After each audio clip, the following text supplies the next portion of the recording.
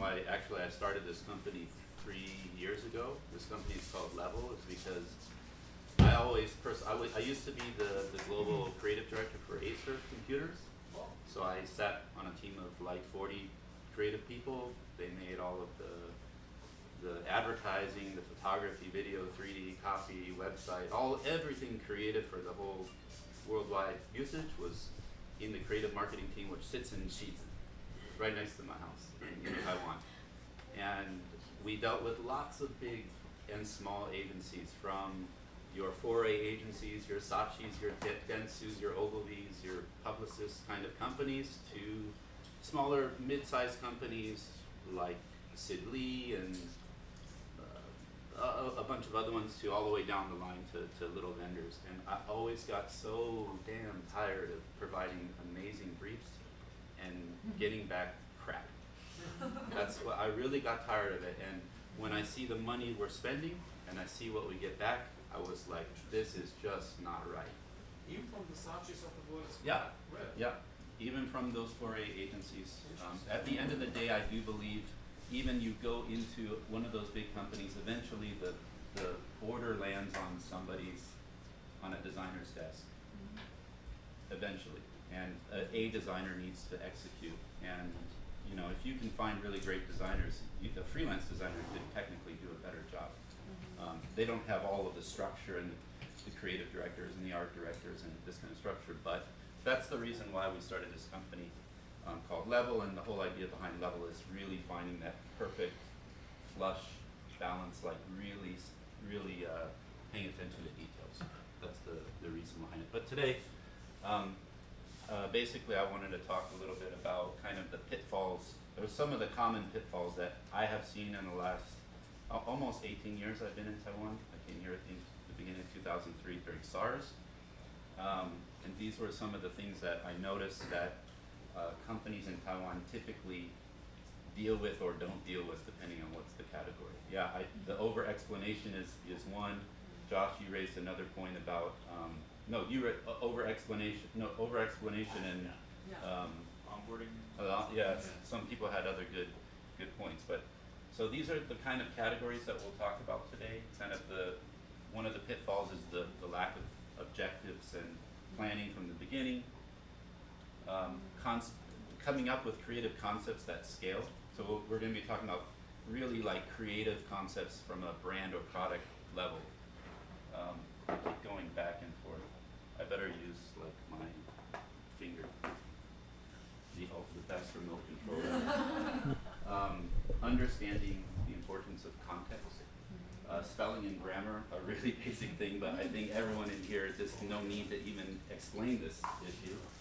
Poor taste or offensive things. Taiwanese people generally are not meaning to be offensive at all. It's one of the most warmest, friendliest places I've ever been, but they are because of the lack of communicate, the lack of the ability to communicate properly.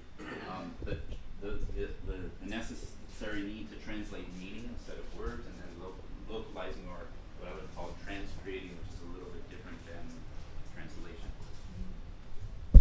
So before we begin, I just want to kind of open the question to you guys. You know, what is a creative marketing campaign? Because people have different ideas of what this is. From Marco's perspective, if you ask him what a campaign is, he's probably thinking very much it's a PPC campaign. They use the word all the time in campaign. But I kind of wanted to open the floor to you guys to just tell me what you guys would consider a marketing campaign for a global company. Like a creative marketing campaign, or just a marketing campaign? Yeah, I mean a marketing campaign that will use some kind of content or creative to express the point of the campaign. So a strategic campaign, not like a tactical. I think overall some type of funnel. Mm-hmm. Yeah. Like a strategic way to describe the product, kind of, to deliver the product, that can be sort of then blown up into a bunch of different mini campaigns.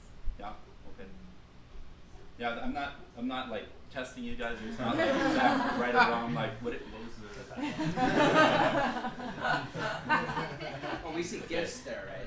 Yeah. So I just tell you from my point of view, like what this is. Usually it's got some sort of high level brand or product focus, a really big goal like generating awareness, entering a new market, some super high level like goal. It's got usually a central big storytelling concept that you use to tell the story, and you ideally want it to be the same story in all of the different channels and touch points that you tell it in. It's independent of execution channels. Taiwanese companies really have to learn that. It has nothing to do with social media or television or radio or other things. Strategy and tactics are totally different things. And it's not about promotions or discounts. Another thing that companies here need to understand. Taiwan marketing is all about 买一送一打几折. I saw a ridiculous one the other day at Family Mart. What was it? My 买100送40. yeah. Huh? 买100送40, which is just like what? buy 100 cups of coffee and get 40 cups free. It's like what the hell is this? I don't. The I subscription. obviously it's for companies, but it's just so. I don't know what to say about that. There are what I wanted to get at between the difference of a strategic creative campaign and tactics. There are lots of ways to activate campaigns. There's way more than this stuff. I just put a couple things here. And a lot of times what happens in Taiwan, in particularly my last job, is the whole front part gets omitted and we go straight into, whoops, what happened? We go straight into,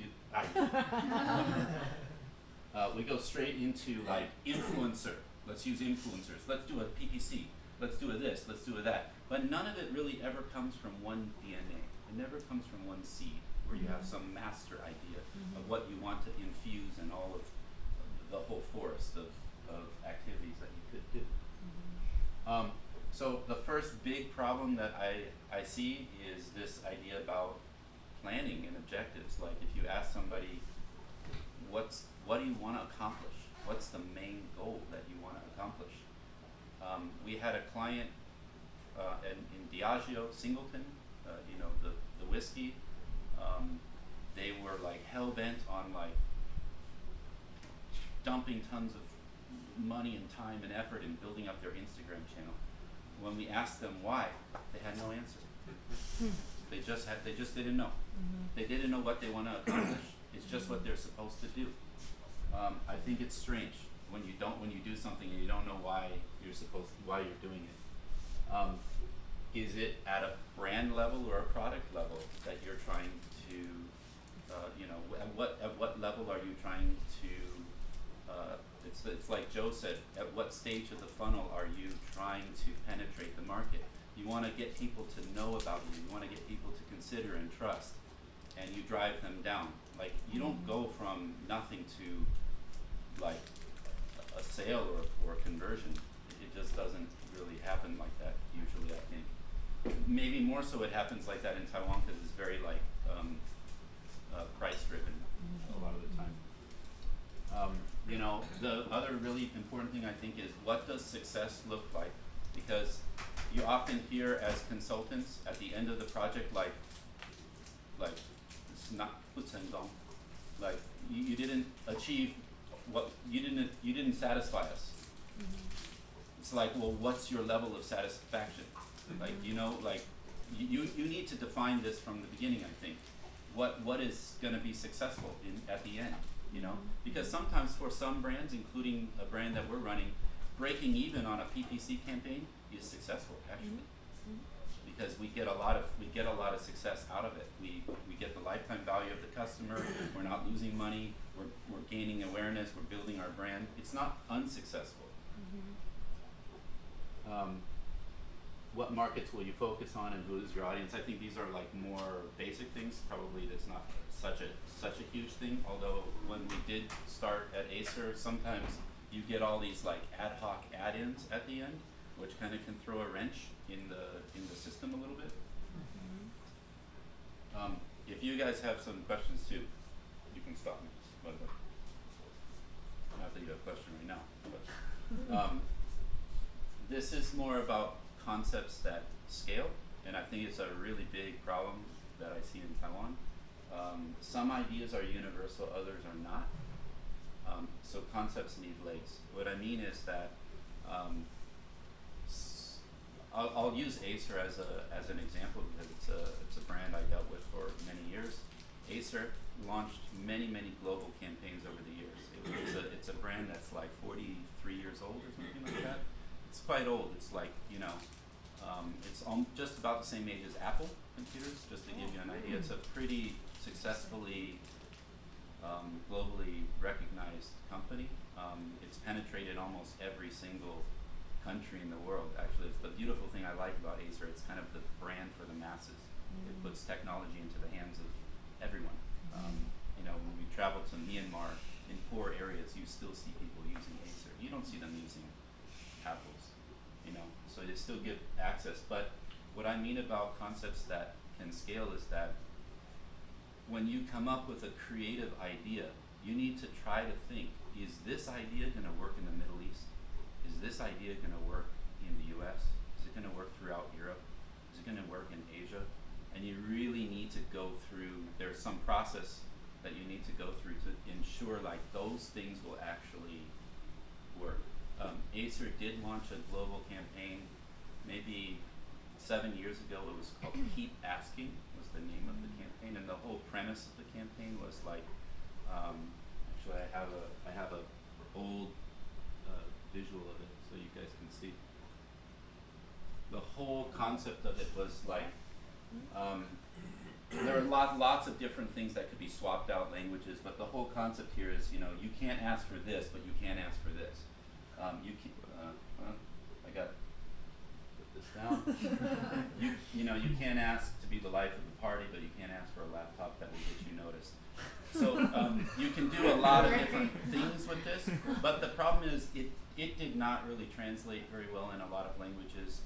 The idea of like keep asking or ask for in Chinese, for example, people in Taiwan and China, other Chinese-speaking Malaysia, other markets were like, that's weird. We don't know how to say this. It sounds strange. We just don't know how to even activate this campaign. And that's a problem because that's the very top DNA seed. And if you don't get it, something that can really be universal, it has it can have a lot of backfiring effects. And it did on social media, in the normal media. You know, people made fun of it a little bit because a lot of the creatives that came through, they were kind of wonky, funny, like it didn't sound right. It can work in English, I think, but it certainly didn't work everywhere. Curious, is that from where did the campaign come from? This campaign came from Saatchi and Saatchi. In New York or Taipei? Or? That was, I believe, a Singapore office. Even though they speak Mandarin there, it didn't. Yeah.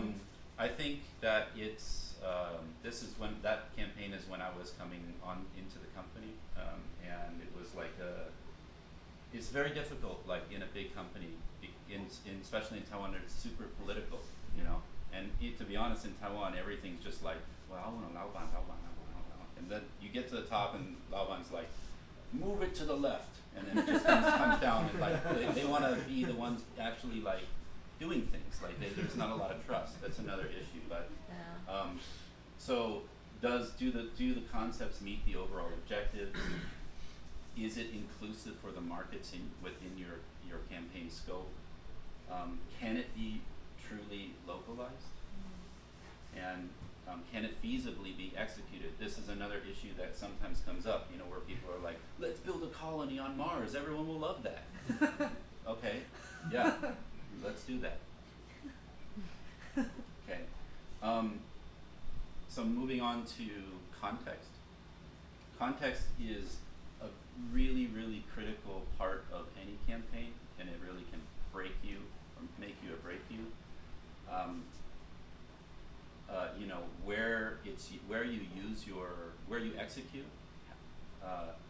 when you execute, the who and the how, the cultural awareness are really important things. I'll just give you this one example. Maybe you guys know about it. This is a Chevy Nova in the mid '70s. When Chevy produced this really beautiful, this is kind of like an American muscle car, I would say. It's got like I don't know shit about cars, to be honest, but it's a beautiful car from this photo. Anyways, when they produced this car and they were having success in the U.S., they started to move into Mexico. The sales sucked. It's kind of hard to sell a car that means literally no go in Spanish. So it's really important to remember to think carefully about where you're going to execute your campaign. Here's a couple of there's the internet's filled with tons and tons of these kinds of examples that show you just different things that you can find. I'll go back. I'll talk with a specific example here that relates specifically to time, and I think it's really important because a lot of people wouldn't think about it. Can you guys read that? That was sent right after the bombing. The Boston Marathon had a bombing a few years ago, right? Congratulations, you survived the Boston Marathon. It's ill-timed, it's in bad taste, it's just backfired, it wasn't good. A lot of other things like this you see all the time, actually. People don't think too much about where they put stuff. Look, this just is stupid. Here you have a halal product marketed with pork flavor, bacon flavor, to people who don't eat bacon. Okay, Hitler ice cream, we don't even need to go there. This came out. There's a lot. I mean, the internet's filled with stuff like this. If you just Google marketing fails, and I'm not saying Taiwan is doing things like this, but I just want to make the point about how context is really important. And from my experience at Acer, actually, sometimes we didn't take into account the context of how something's going to be used. And you cannot just look at something by itself. You have to surround it with the environment where it's going to be placed. This was a resume we received at Level. What? Wait, really? Yeah, under the like, I don't know, my hobbies or whatever. I like cooking my family and friends. Use commas, don't be a psycho. Simple thing like a comma can change the context of everything. It's some subtle differences that sometimes people locally don't actually grasp. Yeah. I've always wondered this. I don't know if somebody could answer this question, but isn't there like the squiggly line under Microsoft Word? Because there are a lot of typos that I get. Yeah. And that could easily be solved if it was the on problem like, is this is not. Oh, that's there's right. no grammar error here. Oh, that's right. There is no grammatic Right. error. But it's still. Yeah. Well, it's not. The English is correct. Yeah. Maybe But you it's do a like little- cooking Yeah. So those kinds of little things, you can find them all over the place. And I know you Yeah. guys. We don't have to explain, but you just look around Yeah. and you can see a lot of things like this. This, I think, is one of the most unfortunate Oh, things God. in Oh, my Taiwan. This is the Taiwan Tourist Bureau. It's the one government entity that is responsible for telling the world how great Taiwan is, and Taiwan is awesome. It has everything: mountains, oceans, new stuff, old stuff. It's such a beautiful place. But when you have this kind of quality going out to the world, it's just like it's not right. Oh, you don't like noodles? It's okay. We have Chinese burrito. It's different between Mexico. No spicy, no sour. Everything inside is delicious and healthy. It's really weird. But again, I know in my heart nobody meant anything negative. Yeah. Nobody wanted At least to. they're trying. Nobody wanted to offend anyone. So what happens when this goes out? I mean, I actually don't know the answer, but I see this a lot. What happens when, so this is the Tourism Bureau, And what happens when somebody goes, hey, that doesn't make sense to the I don't tourism know the area? answer, yeah. They'll correct it. What's that? They'll correct it. Yeah, because my wife Angela used to work for the government. If any citizen really responds to the government, they will make sure to correct it. Like only on social media, right? Oh no, not social media. Like if you email them about certain things. Really? Like if you respond on the email below, I don't think people's looking at it. That's not one of their KPIs. But then if you actually send them a ticket, like an email ticket. Yeah, They have to respond. Yeah, That's a problem because the natural Oh. reaction would Case be, open. probably there's a list of things under here that of people just The basically comments. Yeah. ripping this stuff up. This one's also ridiculous, but I won't. I'm not sure if you guys heard about Tricky Taipei. It's like a Yeah. Kathy actually wrote a post about the That tourism might have been bureau, where I got this. and then yeah. they corrected it. I'm pretty sure she didn't send the ticket, but I still corrected it. Yeah. I was driving along. It's you see a lot of this kind of stuff. You don't see this in I haven't seen it like with other really brilliant campaign level marketing from other countries. Malaysia, truly Asia. Mhm. It's more fun in the Philippines. Those kind of things they were quite good actually. Mhm. They were really quite good. Where's Taiwan on that stage? You know what I mean? Asia. What? The heart of Asia. They have that tag. Yeah, they have I the think heart it's of Asia. possible. Yeah. But from an execution standpoint, it just kind of fell apart. I wonder what the solution is, because I think it's almost like, I mean, frankly, I think it's easy for us to laugh at this, but it's hard as a Taiwanese person. When we hire copywriters, and these are like white people, Americans, I go through 200 copywriters before we pick one. So there's even on an English level, like native English writers, there's a ton of shit writers there. So Yes. I look at this and I just feel more like empathy, if anything else. Like it's hard, and what are these people supposed to do? I mean, half the English teachers here in Taiwan are bums. Like you don't want them to write this. I think I- it goes to what Josh was saying in the very beginning, right? He's perfectionist, right? So he wants everything as perfect. He doesn't want don't like what was the movie? Tabuto. Right? I think this is far from perfect, right? This is like, I mean, this is obviously terrible. I don't know. I don't know the answer. The but I manager feel- wouldn't know, right? The DNA of the manager Yeah, is and just a tier. do you There's need no way to to spend that correct much yourself. money to kind of edit this? If I don't know. I have a feeling that because most of my experience in Taiwan dealing with companies is it comes down to price. Everything comes down to price at the end. DNA is Everything. price and functionality. And Yeah. speed. It's Yes. cost minus. They Yeah. don't do anything like. Yeah. If I think it's 10, I want to go 8. Yeah. Yeah. It's just like that, and it's possible that they're just like, no, we don't. We can just do it ourselves. Jane speaks English. Yeah. We can Google Translate it. Yeah. It could be something like this. I don't know. I also just really want to see it fixed because, and there's also so many other stories in Taiwan that could be told that aren't really told. Well- One of the things, when a lot of people come here, because we get really passionate, Mandy and I hike, we hike the high mountains a lot, all the bayou in Taiwan. There's bears in Taiwan. Yeah. When you tell people there are bears in Taiwan, people are like, what? Yeah. There's bears in Taiwan?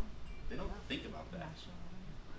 There were leopards here, and they just rediscovered them too. Yeah. The clouded leopard. Yeah, I think I would piggyback off of what people are saying, that Taiwan firms and companies do get down in price, and that's something that's going to be hard to change, right? However, in the world, there you can still use that lane and come around it in a different way. So, for example, like we know that Taiwan companies are often measured in KPIs. So there's got to be a KPI to this tweet or whatever this Instagram post is.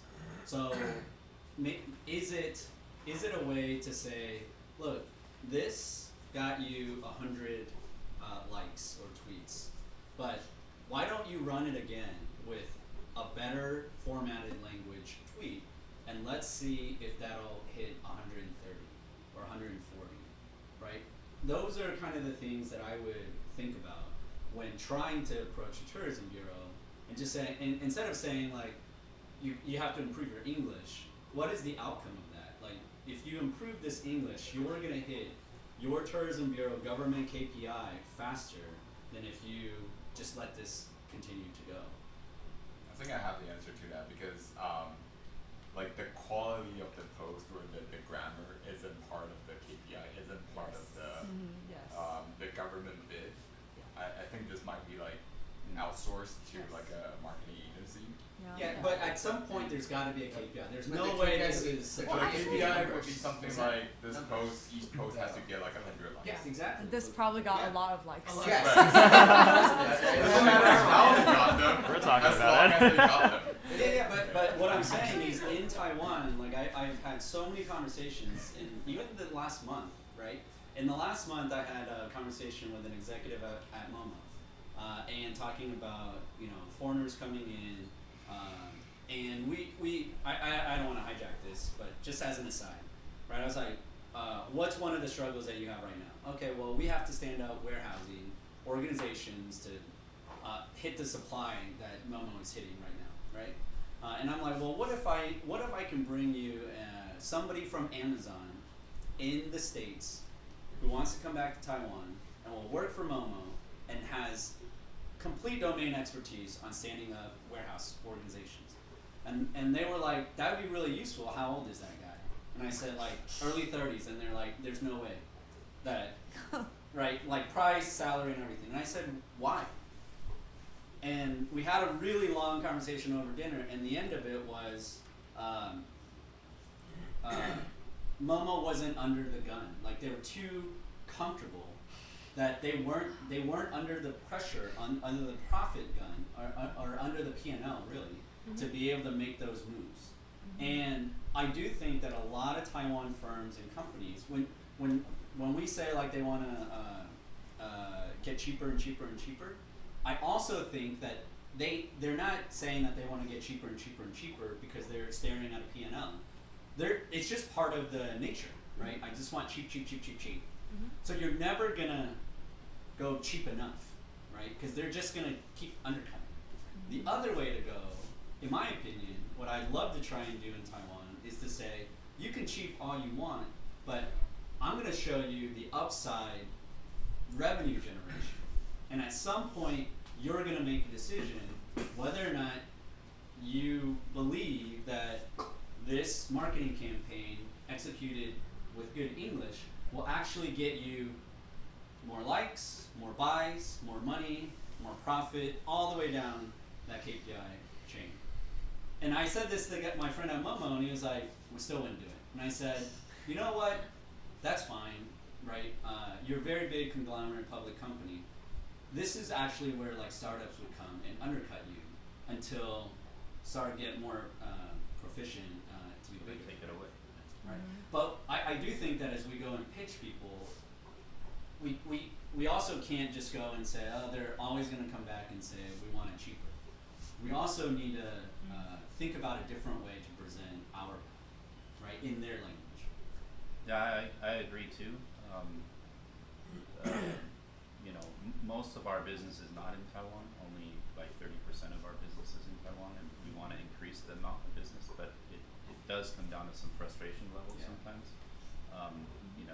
There's a lot of other things we can talk about, but I won't get into all of the endless change requests and things that are there's lots of things. But to JD's point, I think there's two ways to look at it from a business perspective. All businesses have two big numbers they have to keep track of. One is cost and one is revenue, because those added together equals some sort of aggregate profit, right? And from a branding perspective, I can just tell you because that's the business we're in, is doing branding. That's sometimes a very difficult thing to say. What does a refresh of my branding, what kind of return am I going to get on that? Sometimes it's a difficult question for us to answer, but it's actually easier for us to go through and look at the amount of cost savings that will occur, because you won't need to outsource these things in the future because you have templates for them. You won't need to create these materials because you have a back-end system that has a template attached to it. We all need to do, so they could come through and like kind of add up some of that stuff, and that's one kind of strategy we use is talking about cost savings. I do truly believe in my heart that branding makes a difference over time, but it's not an overnight thing. It's not like a promotion, mai song yi, you know, or like what is it, 1111, or these kinds of like immediate return. It's not this kind of thing. So I do think like you can look at it from being more efficient or saving money is also an extremely important business metric, in the same way that making more money is also really efficient. I think this might be the last slide, I don't know. Oh no, it's not. This is also a really important point, which is I think all translators need to know, is that it's not about translating words, it's about translating meaning. And we saw this at Acer, like Jesus, oh my God, don't translate it like literally word by word. It doesn't make sense. This is actually an area where I think Taiwan is awesome in with movies. Yeah. And that's true. if you just look at a couple of movie examples, I think Taiwan is so brilliant in this regard with movies. When you look at Taiwan compared to China, these are real movie titles. Okay? This is particularly funny. Disappearing lover versus control. This means in Taiwan. So Taiwan is really good at taking the context and the meaning of the movie and coming up with a title that makes sense for that movie. They don't just, it's not just like, what do you call the day after tomorrow? Houtian? That's what it is. They're very poetic, at least. Somebody is doing a good job.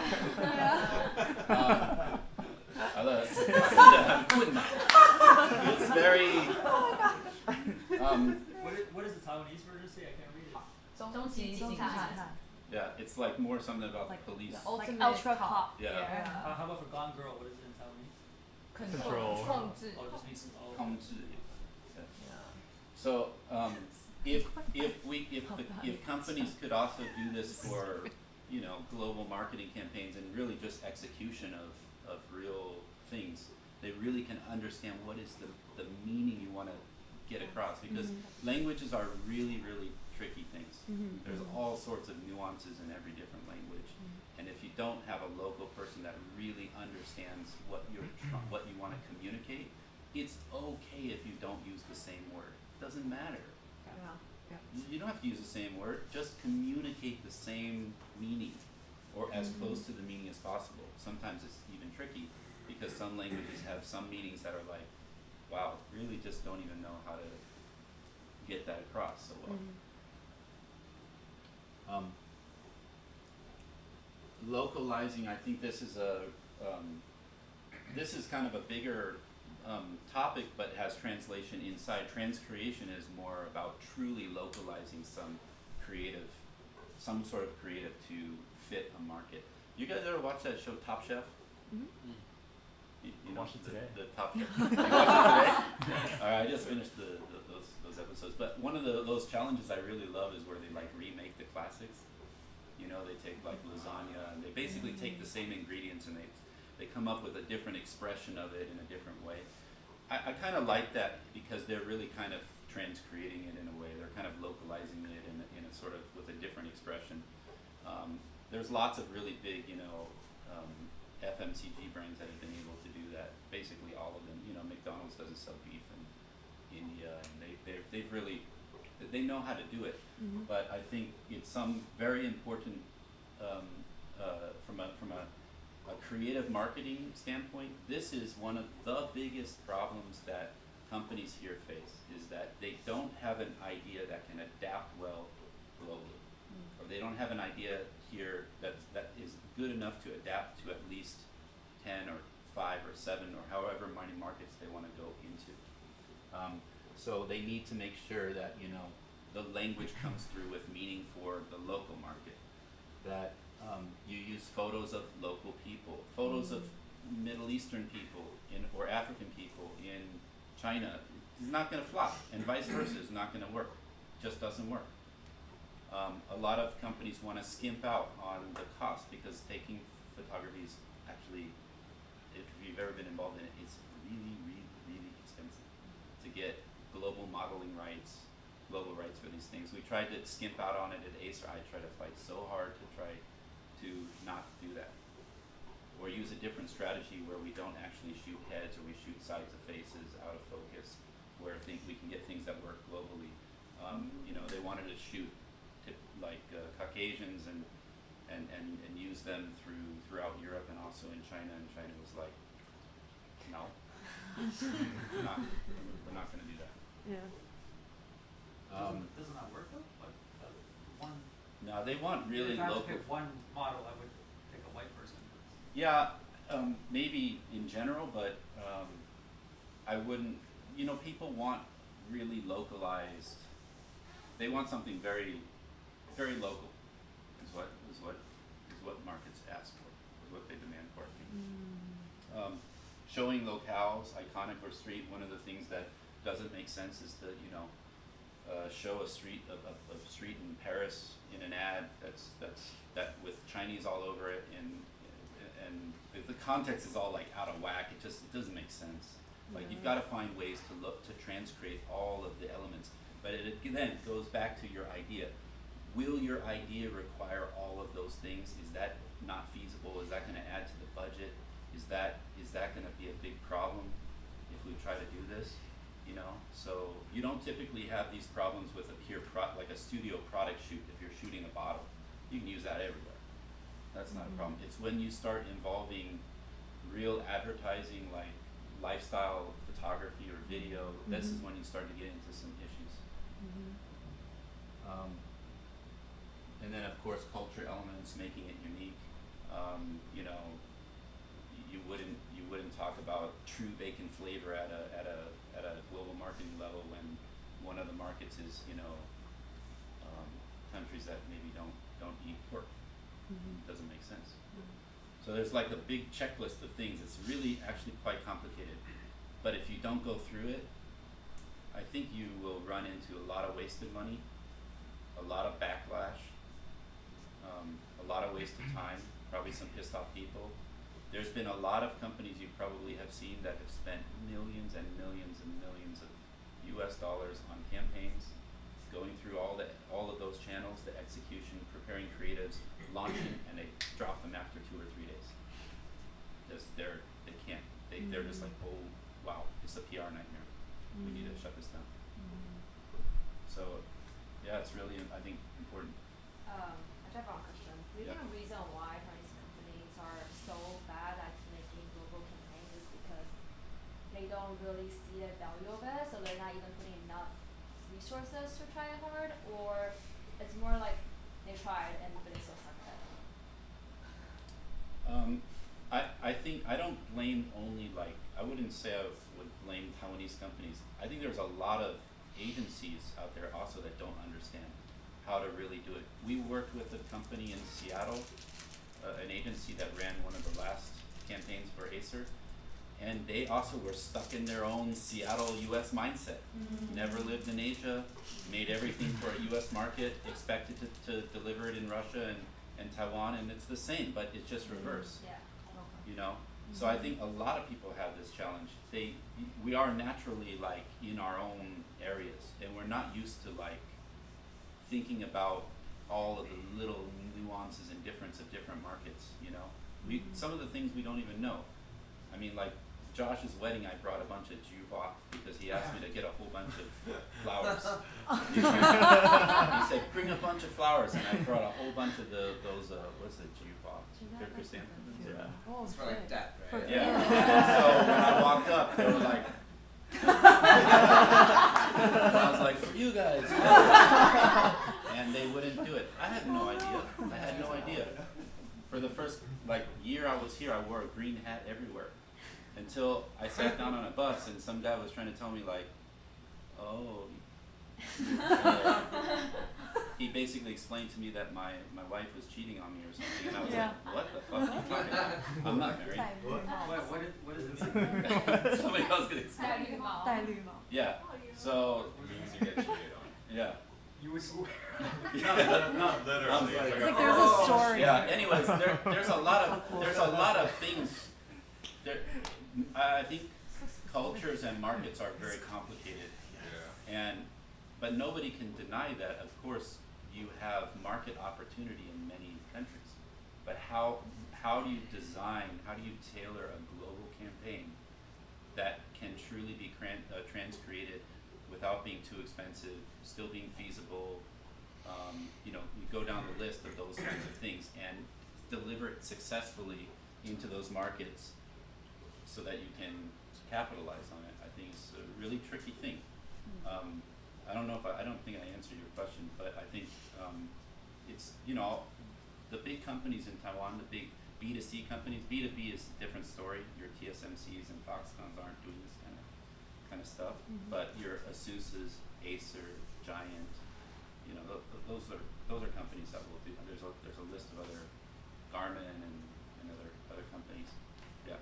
Well, so I guess is having a global marketing campaign the gold standard, or all of the companies I just mentioned, all of them do have global marketing campaigns. In Search of Incredible started off as a more localized campaign, which became, the ASUS In Search of Incredible.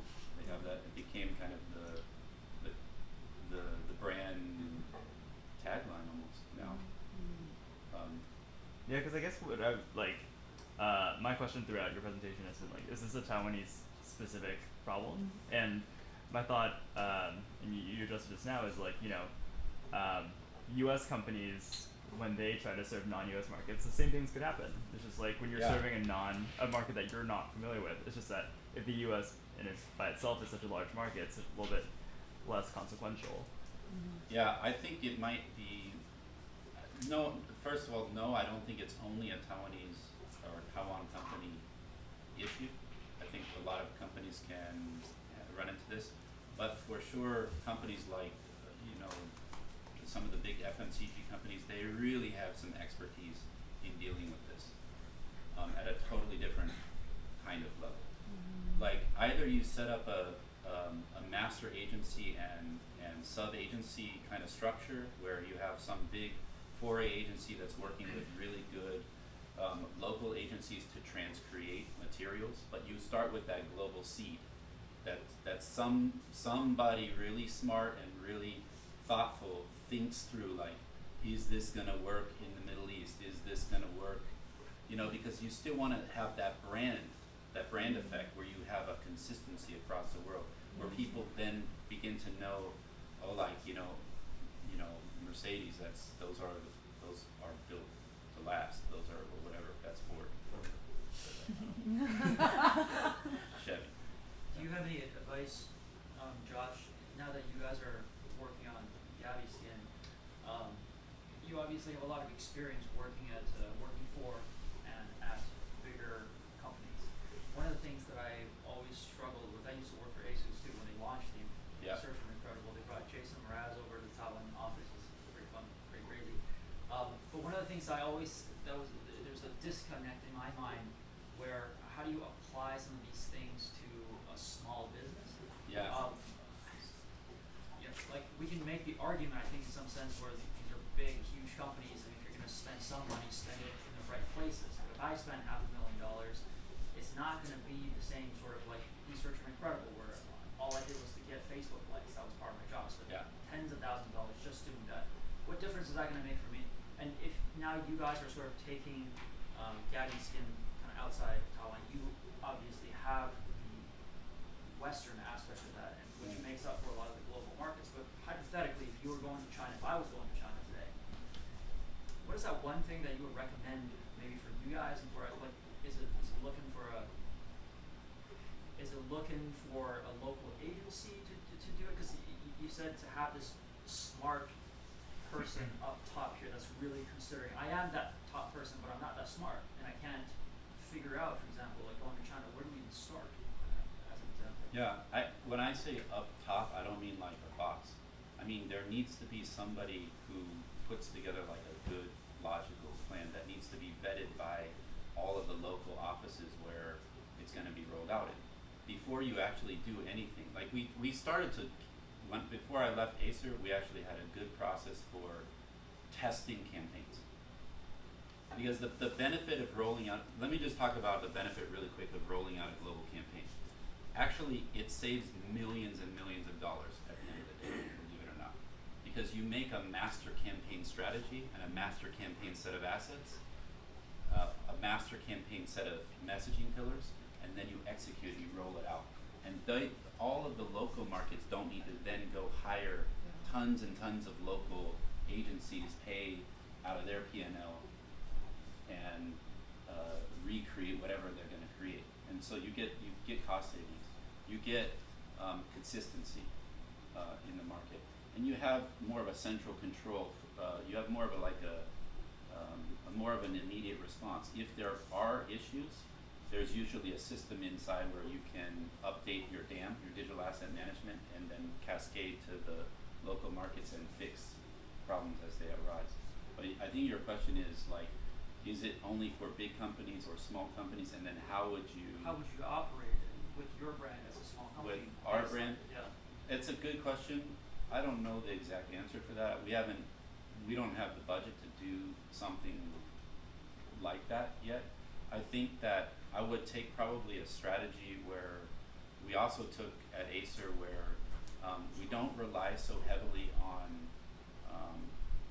not so much on like really specific cultural or ethnicity kind of approaches, where we focus more on social proof, UGC, this kind of stuff, trying to generate more natural, authentic, less studio produced photography, more real feeling, which tends to identify better with younger generations now. I think you know this probably just by working in your e-commerce field, because this is what tends to work now. I think if people don't want to be the guinea pig when they see like 100,000 other people wearing Montesleep masks, they're like, this looks pretty good. Reviews drive sales. Customer testimonials, video and photo drive sales. But I think it's important to have like a master messaging. And that should come from the brand. That doesn't come from people. People can say all sorts of things. It's great, it's comfortable, it's soft, it's total blackout. But you guys should have like your total, like what do you? Yeah, we're trying to do this message of pro nap, because in the West, napping is seen as a lazy, dirty kind of thing. But there's a sort of like small growing movement in counter of that. But for example, if you take that to China, everybody naps anyway, so there's nothing innovative about that message, pro nap. It helps you nap better, right? Your products will help them nap better. When they nap. Yeah, and also in Taiwan, people nap here too. Yeah.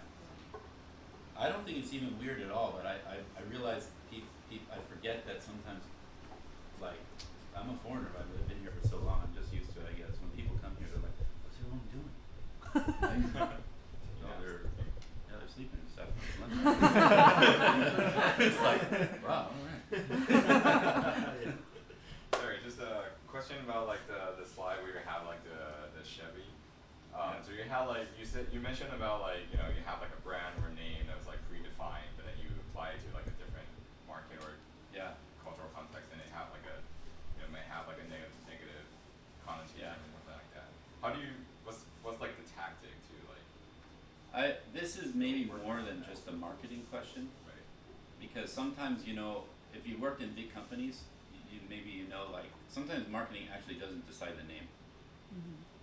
And naming is one of the most important marketing jobs you can possibly do. If you have a great name, it just lessens the load for everything else you need to do. You know what I mean? But in Taiwan, sometimes the boss is just like, we're calling it this. That just happens. That's my experience. I don't know about you guys, but that's what happened. So I think it is obviously it's important to consider where you plan to sell the product. You might want to. I don't know. That one's a tough one. do you create like a localized? They did actually. I believe actually their sales were pretty good after a while in Mexico, because Nova needs a separation still. Yeah. No space lot. I guess I'm not a Spanish speaker really, but I mean we at Acer we had it's actually Stan. You know, Stan is the founder of Acer. His son, they came out with a product called the Double D. And like that was just handed to us. They're like, that's the Double D, and they're like, market it. And I was trying to tell them like, Double D, is that confirmed or is it a code name or what? It's like, no, it's confirmed. We already put it in the media. What's And the like, product? Change though, right? Yeah, What's the it's- product? The product is a digital display. That's why they call it DED, a digital display. But of course, nobody thinks about this. They just think about bra, cup size, or something like that, right? Was So that any big? it was huge. But like that kind of happens sometimes. I saw some people nodding like when I said that, so I guess maybe you had some experience with that. But I do think naming is like a really, really critical thing. Can people pronounce it? Can you secure the URL? You know, there's a lot of considerations you've got to go through. Is it trademarkable? Is it? I think there's a lot. It's a really tricky thing to find a good name. I can share, like, I've had a client who, similar to you, where, like, the boss has said, this is a name, and I'm like, that's not pronounceable. And they're like, oh, but my American friend said it's fine. And I was like, oh, sure, your American friend that, like, is gonna have a text conversation with you for 5 minutes is said it's fine. And it happens often, actually, because I don't think it doesn't carry through the, like, why the weight of a catchy name, or, like, why it's good, because it kind of goes back, I feel like, sometimes to, well, it doesn't really matter what to call it because I have all these features and that's all they care about. And, you know, half the time you're sitting across the table going, but if they can't pronounce it, they're not going to come back to you. Yeah. So I feel like there's an element, though, where people are starting, because in Taiwan there are more catchier names from the branding side of things. Definitely.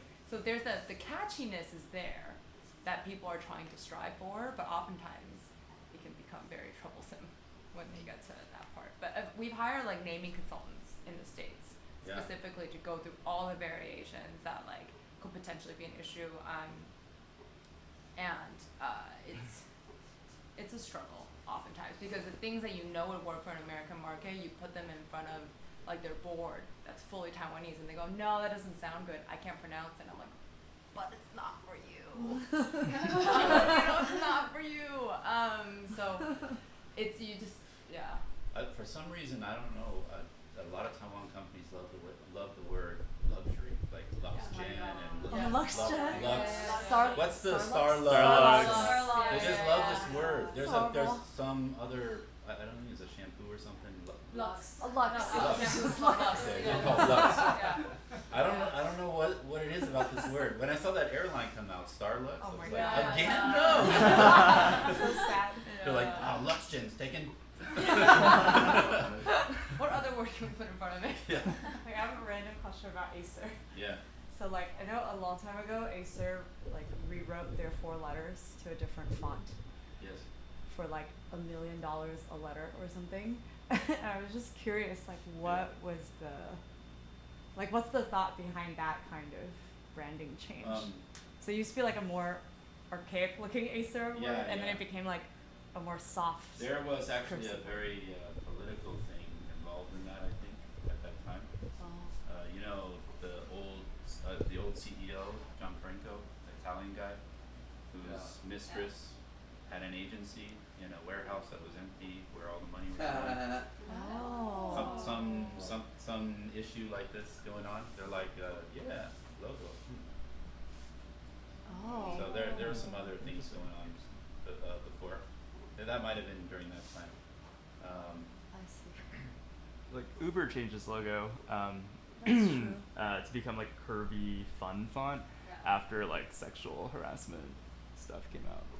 Well, like Uber was seen as You want to be more it's curvy? like in the sense that like Uber was being perceived as like a misogynistic company. So they're like, well, our font looks too masculine Because of it's the CEO. yeah, because it's like all in caps and it's like luxury stuff. So they're like, let's make it more friendly. So they made It's the very Interesting. interesting what happens like when these companies want to like reinvent themselves or refresh themselves. It's happened a lot. Intel just redid themselves too. Oh. You guys, I don't Didn't know if notice you that. guys noticed.